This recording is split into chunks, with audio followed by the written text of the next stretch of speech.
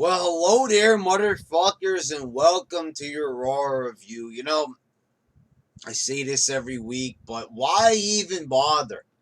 Why even bother? This fucking show, they introduced the Cruiserweights, and we're gonna get to it. I mean, this company is incapable of doing anything right.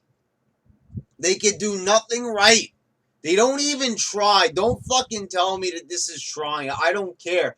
There can't be people this idiotic. Well, maybe there can be, but this is just unbelievably just bad at this point. I mean, if you get a 1.88, do you really think that doing a poor introduction for the cruiserweights, and I'm gonna get to that in a minute about why I got a problem with the cruiserweights, why I've got a problem with just about everything on this show. So we started off with Roman Reigns demanding from Mick Foley wants his revenge against Rusev. He's gonna get it. Kevin Owens says that Roman. He also wants his revenge on Kevin Owens. He wants his revenge. His revenge. Okay, so Reigns was all right on the mic here. He didn't seem as comfortable like when he was one-on-one with Rusev. So this is why, guys, I say that I'm not fully getting behind Roman. He was awkward here. You could tell, he really had to think about what he was saying. And, this is the problem. Sometimes Reigns is good. I kind of like Reigns' facial expressions, though. That I'm going to give him. Oh, already everybody's readying their keyboards, ready to fucking get in my face about this shit. He kind of like recalled when Stephanie said it was like a guarantee, that he would get a match against Rusev and the way how he looked. Like, he's got good reactions to things, but here, like, the actual speech, the dialogue was not good.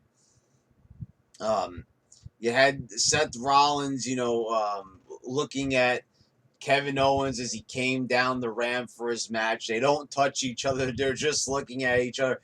Title match, there's a feud. Triple H screwed him over in favor of Kevin Owens, and he's just looking at him on the ramp. Are you telling me that these guys are like in the same vicinity and they're not going to attack one another? I mean, like, really, like a little bit of realism. They're just going to look. Rollins is just, kind of giggling at him. And now we go from what was Rollins' gimmick? What did he have, if he even had a gimmick?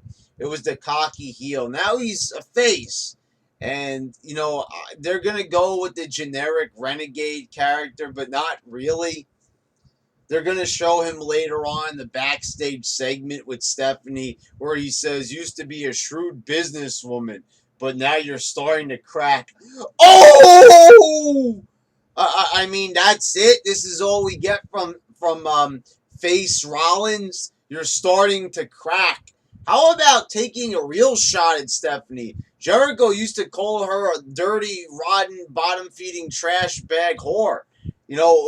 Whatever happened to that? Now you can't say anything to Stephanie? It's like dissing Hillary Clinton in the media. It just doesn't happen.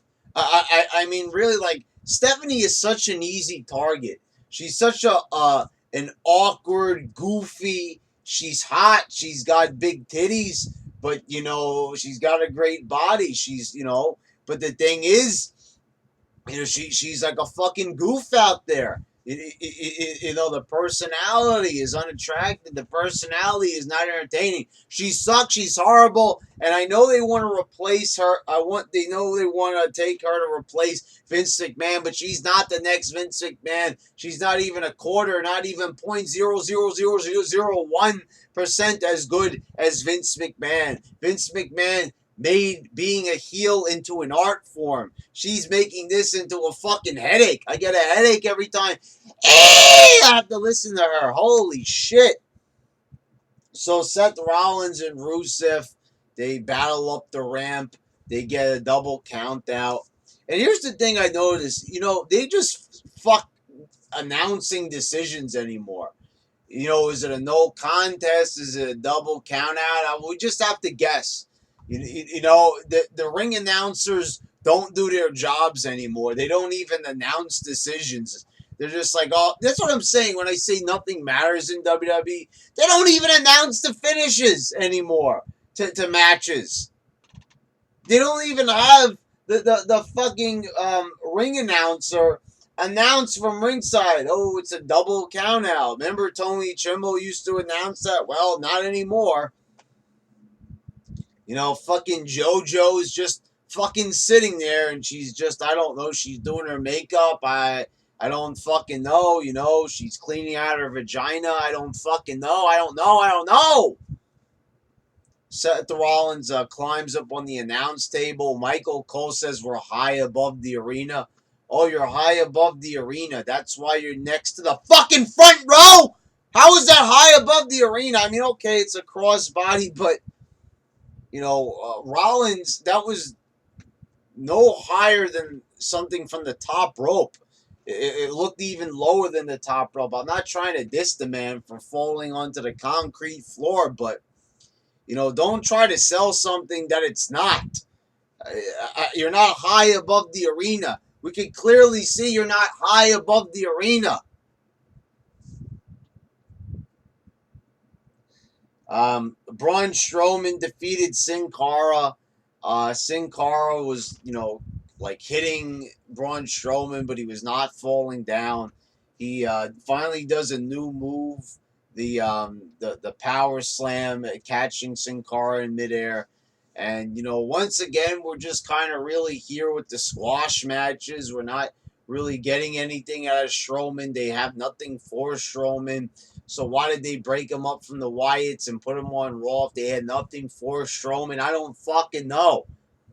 Why do they break these teams up if they don't have anything for him? There's nothing for Strowman. He's not doing anything.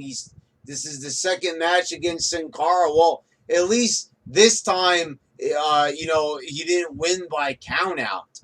That was fucking ridiculous. When he was doing this, Braun Strowman, the psychological genius of WWE. Charlotte and Dana defeated Sasha and Bayley in a tag match. Backstage, they made a match of, a triple threat match. Now, all of a sudden, they're making an issue saying that there was a double pin, Bayley and Sasha. Sasha had her shoulders down. I don't know, because I watched on YouTube as well last week. They weren't making an issue out of this last week, were they? Unless I missed something. I didn't hear them say boo about that. Sasha pinned Bayley in the triple threat match, right, with Dana. Now all of a sudden they're saying that, her shoulders are down. Let's make it a triple threat. It looked like Sasha pinned Bayley, and now they're making an issue out of it. It's like, what? I mean, maybe this is me. Let me know in the comments that I missed something because of me watching it through clips. Or are they just not being consistent like usual and just being like, oh, let's make an issue out of a non-issue? Because it looked pretty clearly like Sasha got the pin there. Bo Dallas defeated the Jobber. The crowd that's so intelligent and entertaining. Let's go, Jobber. The crowd's fucking annoying.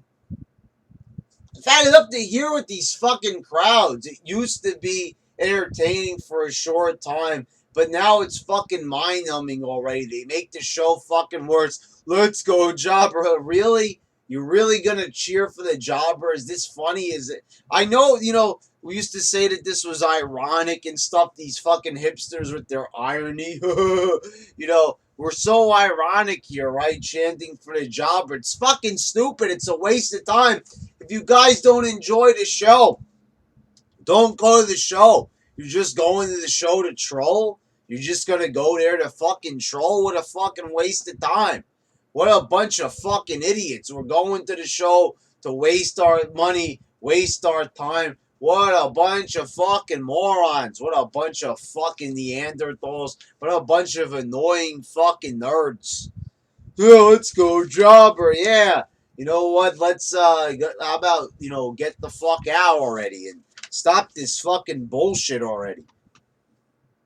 Cesaro defeated Sheamus. It's now tied at 3-3. No one gives a fuck. Nobody gives a fuck. And quite frankly, Sheamus hits the white noise right onto the ring apron. That should have been hit right there. You want to talk about just completely just shattering suspension of disbelief. There's suspension of disbelief, and then there's just complete idiocy, complete just moronic booking and putting a match together. How is the match not ending? They're showing Cesaro like he's fucking near crippled. His back is in horrible condition. He could barely wrestle. He could barely move. The fucking square of his back gets rammed into the fucking with a fucking finisher, a fucking signature move, whatever the fuck it is. Hits him that hard. I don't fucking care. He should be fucking toast. And he comes back and he wins. And he's also lifting Sheamus up. The fuck? Whatever happened to psychology? You work over a guy's body part and they're too injured to do certain moves. I mean, like, guys, this is not Shawn Michaels where he could come back from anything. I'm sorry, I like Cesaro, but he ain't fucking Shawn Michaels that could come back, and start, energizing after getting, that's fucking ridiculous. I don't want to hear the momentum argument from Cesaro. The guy's not reached that plateau. They haven't booked him to reach that plateau yet where he could, just power through the pain like Shawn Michaels or some shit like that. I'm not buying it. Then we get the list of Jericho. And you could tell that the writers wanted this to catch on, like, the Jericho, the list of, of 1,001 holds, where he tried to counter Dean Malenko's Man of 1,000 holds in WCW with the list. And they wanted to make, so this was just like so unfunny. There was nothing funny about it. Enzo and Cass come out. It's like totally random. Everybody just starts coming out. Gallows and Anderson, New Day, one after another. Then Jericho gets out of the ring. He says everyone's on the list. Zayn comes out, starts beating up on Jericho. Then, they make a 10-man tag match. It's, New Day. Who is it? New Day, Enzo and Cass. Sami Zayn. Defeat the Shining Stars. Gallows, Anderson, and Jericho. So this is the problem that I've got here with this. This is just like the way how they put this match together is just like I already have a fucking headache. I'm not even in the mood to see the match. I'm not even in the mood to see the match. The fucking promo gave me a fucking migraine. I mean, it's so stupid. And I look at Jericho. The jokes are dumb. The list is not funny. The list of Jericho is not funny. Nothing Jericho said was funny. Once again, for the 1,000th time, we're making fun of Jericho's outfit. These are the fucking jokes. New Day comes out there again. The same thing. Like, look at these fucking promos. Fucking, you've got Xavier Woods plugging the up, down, down channel. He's plugging the YouTube channel, like right in the middle of the promo. And it's just like these promos are just so poorly put together. It's just like, how is this supposed to be considered entertaining? How is this even remotely supposed to make us laugh, entertain us in the slightest way? This is fucking garbage, is what it is. And then they make a match, and then, it's just like your usual faces winning, and nothing interesting happens, and the segment ends. What happened to Jericho? This guy used to be great. He used to be fantastic in the ring. I'm not saying that the guy did a bad job on the mic, but the material's horrible.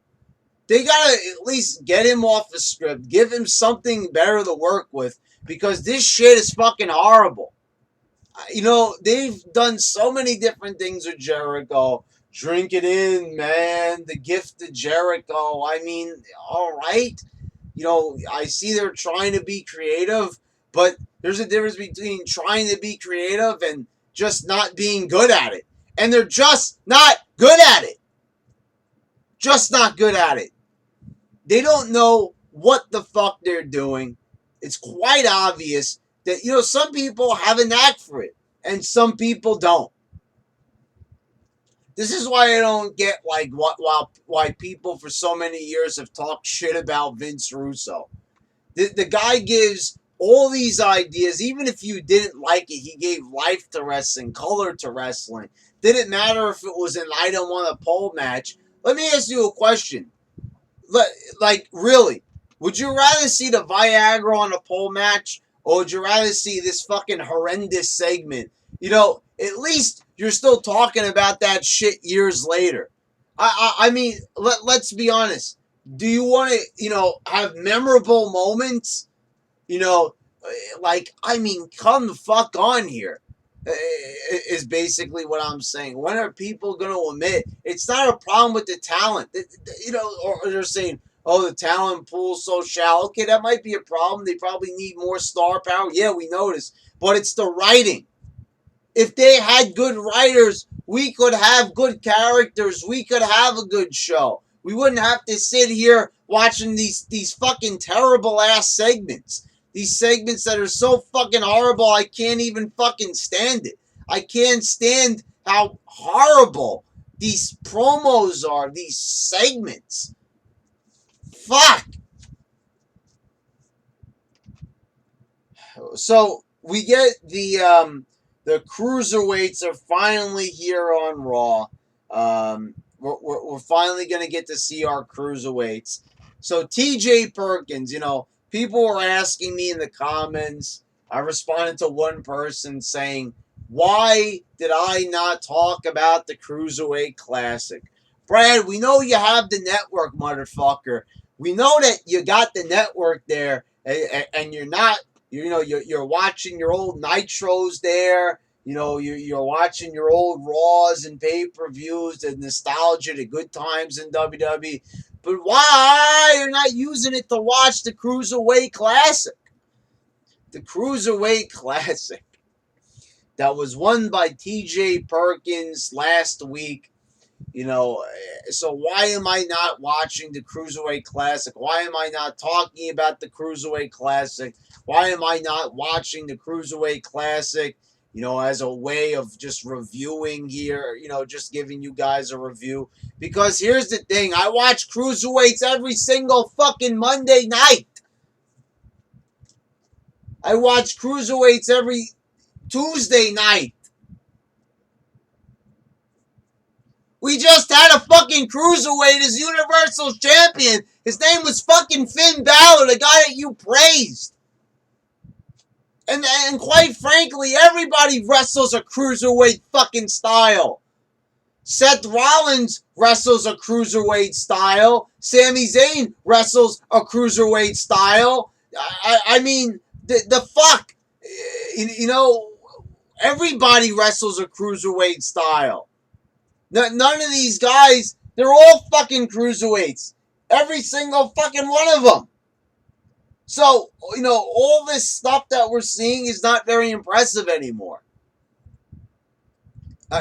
You know, that's pretty much the truth of the matter. We've already seen this style wrestled. You know, they've had these wrestlers do more high-risk moves. We don't even give a shit about the moves anymore because we've seen so much of it. We've seen NXT is all Cruiserweights, for fuck's sake. The whole fucking thing is Cruiserweights. So why do we need a Cruiserweight division? When half the wrestlers perform suicide dives, Dean Ambrose performs a suicide dive, Seth Rollins performs a suicide dive. Sami Zayn performs a suicide dive. Xavier Woods performs a suicide dive. Kofi Kingston performs a suicide dive. So why do we need a cruiserweight division? When everybody on the roster performs a plancha or a suicide dive or some move off the fucking top rope. None of this shit's impressive anymore. I mean, for fuck's sake. I mean, all these moves have been done before already and recently. So what is the point of having a separate division? Okay, so Brad, there's a 205 weight limit. That's what sets it apart. Finn Balor ain't even fucking 200 pounds. And he's winning a universal title, which is pretty much the equivalent to a heavyweight title. So this is the argument I have.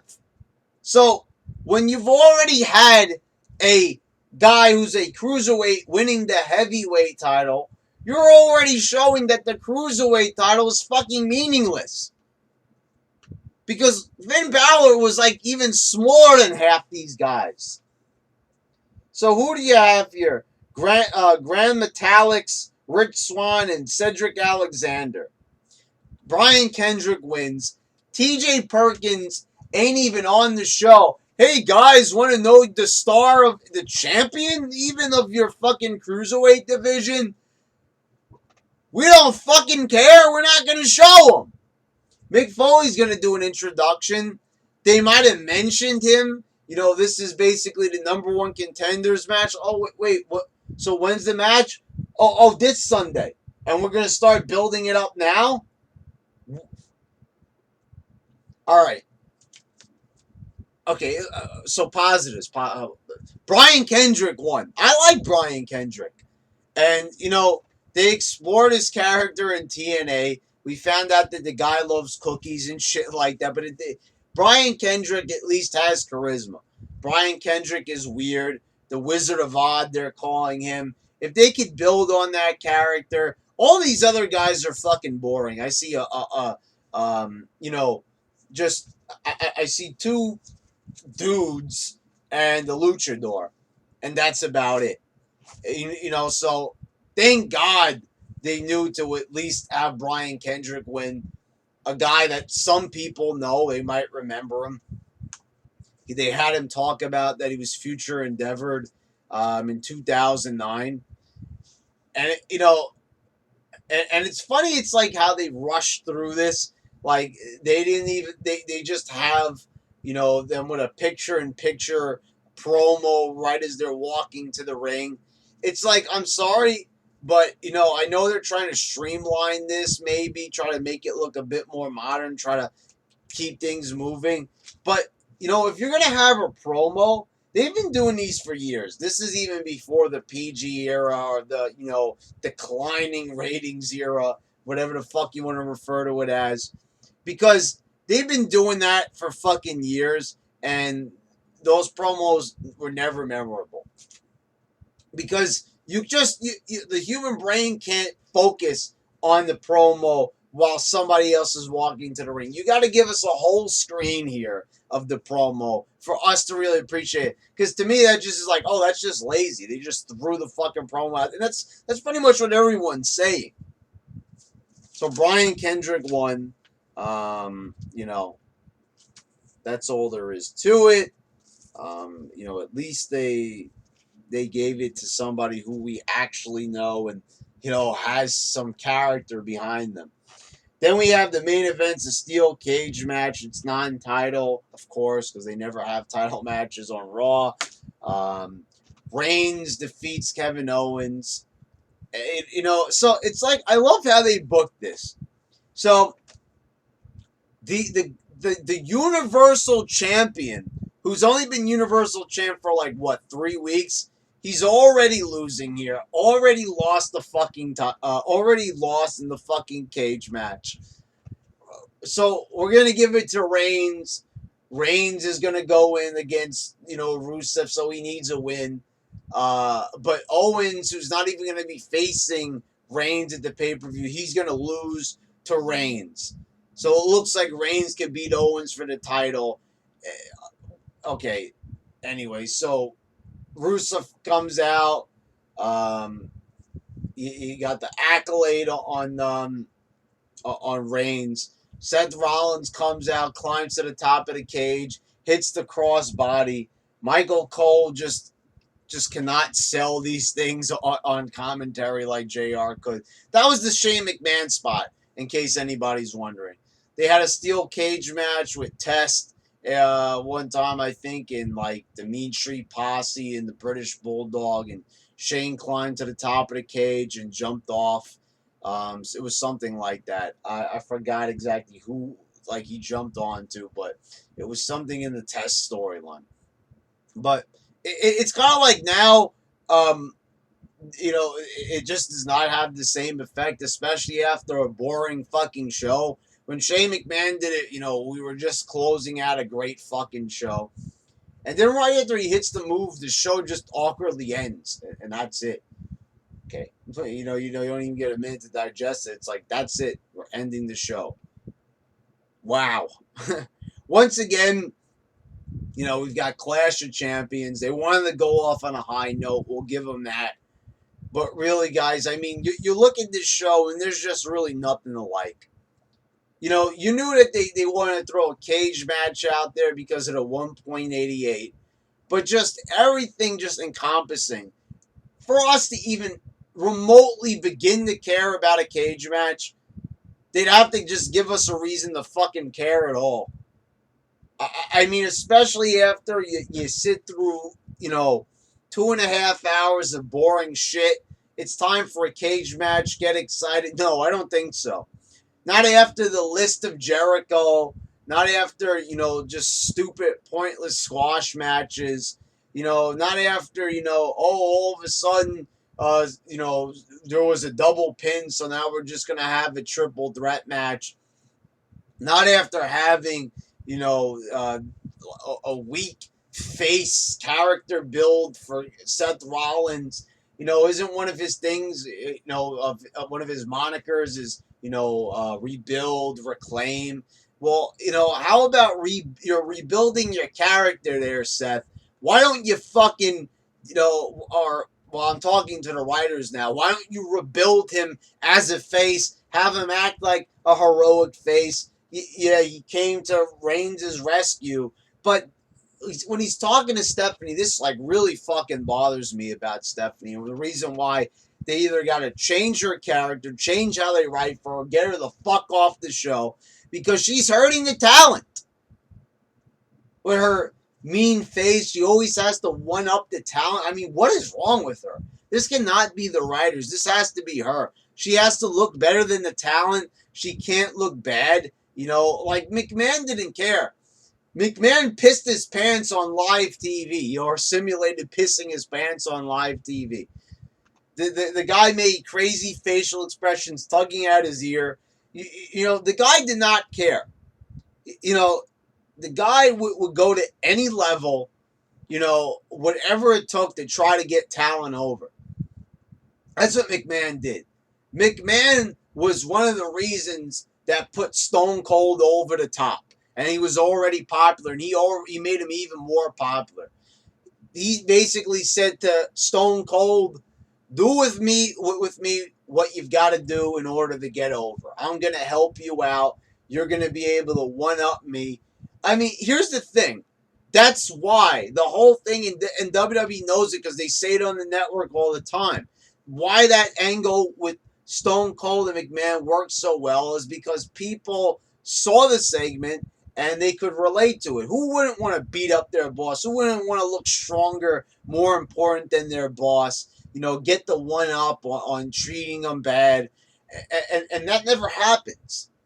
You never see anybody get their comeuppance on Stephanie. You never see anybody, get payback on Stephanie. No, Stephanie always ends up looking strong. She always ends up looking good at the end of a segment. She buries wrestlers verbally. It's amazing. It's like this little detail here. I don't know if they even notice it, but I'm pretty sure Stephanie knows. She wants to look better than the talent. Stephanie is just a fucking woman. She first of all, she doesn't know shit about how to book a good show. You can see that she's part of creative. This is the writers that she's working with. If she was so good, she'd make sure that these writers don't turn out such a shit show like they always do. So you're gonna sit there and you're gonna tell me that Stephanie knows her stuff? Stephanie don't know fucking jack shit. She's a horrible on-screen character. She's a disastrous, head of creative, whatever the fuck she is. So she's one of the reasons why this product is so bad. And I see people praising her in the YWC. I don't care if Stephanie's hot or not, because her writing skills are not hot, and she's not good creatively. So that's not so hot. That's fucking horrible. And she's fucking horrible. And they need to get her the fuck out. McMahon's got to realize, okay, it's your daughter and everything, but she fucking sucks. I liked her when she was with Triple H, and I like her when she was the SmackDown GM back in 2002. When she wasn't interfering with wrestlers' careers and trying to bury them and trying to make them look weak in order to build herself up. Fuck Stephanie, fuck Raw, fuck WWE. This shit fucking sucks. Every Monday night, it's like a fucking virus that won't go away. It's horrible from top to bottom. There is flaws in every part of the show, and for those who say it's nitpicking, fuck. The ratings speak for themselves. 1.88. I know they don't give a fuck anymore. As long as they get other things going, as long as they get themselves trending, on fucking social media, that's all they fucking care about. That's all they fucking care about. They don't even care about the ratings anymore. It's quite obvious. They don't care about the ratings. If they did, they would make a genuine effort. These ratings are some of the lowest ever. 1.88. 1.88 last week. What the fuck are they going to get this week? Motherfuckers. The shit sucks and they don't even care.